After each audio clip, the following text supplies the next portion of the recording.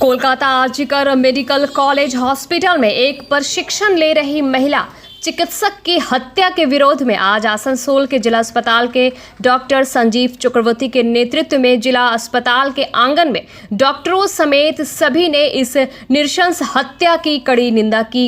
सभी ने एक मत होकर कहा कि इस तरह की घटना बिल्कुल अस्वीकार्य है और दोषियों को कड़ी से कड़ी सजा देने की मांग की।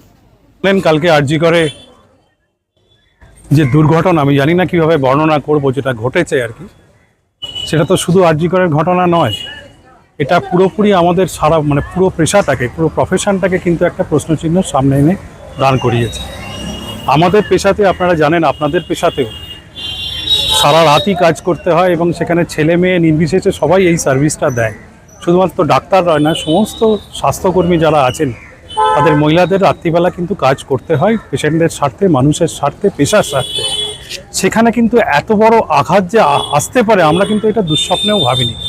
আজকে আমাদের নিরাপত্তা সাধারণত মানুষের হাতে তুলে দিয়ে আমরা কাজে নামি, সব কিছু ভুলে গিয়ে। আপনারা দেখেছেন বোধহয় যে মেয়েটি 36 ঘন্টা কাজ করছিল, তারপর সে কয়েক ঘন্টার জন্য বিশ্রাম নিতে গিয়েছিল, তারপরে তার এই আঘাত, অতর্কিত আঘাত, এটা আমাদের পুরোপুরি মনোবলকে একদম ভেঙে দিয়েছে। এবং আমাদের যারা আছেন মহিলা কর্মীরা, তারা প্রত্যেকেই ভাবছেন যে ডিউটিটা কী করে করবে। হসপিটাল চত্বরে, প্রত্যেকটি হসপিটাল চত্বরে আমার মনে হয় প্রচুর অবাঞ্ছিত মানুষ ঘুরে বেড়ান সারাদিন, এবং তারা কী উদ্দেশ্যে কী নিয়ে ঘুরছেন সেটা আমরা সবসময় বুঝতে পারি না। তা সত্ত্বেও আমরা আমাদের কাজগুলো করে যাই, কিন্তু এখন তো এই জায়গাটায় এসে আমরা দাঁড়িয়েছি যে আমাদের নিরাপত্তাটা নিয়ে ভাবতে হবে, তা নাহলে আমরা কাজটা করবো কী করে, কীভাবে কাজটা করবো কী করে। আর এটা আমার মনে হয় শুধুমাত্র মেডিকেল প্রফেশনের উপরই আঘাত নয়, এই মহিলা কোনো সাংবাদিক হতে পারতো, কোনো অভিনেত্রী হতে পারতো, কোনো কবি হতে পারতো, কোনো সাহিত্যিক হতে পারতো, তাহলে কি মেয়েরা রাতে কাজ করবে না?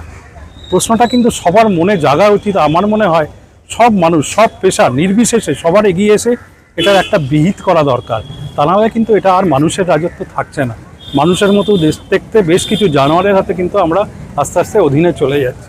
প্লিজ আপনারা সবাই ভাবুন, সবাই প্রতিবাদ করুন, সবাই এগিয়ে আসুন এবং এই জিনিসের খতম এখানেই কিন্তু করা উচিত।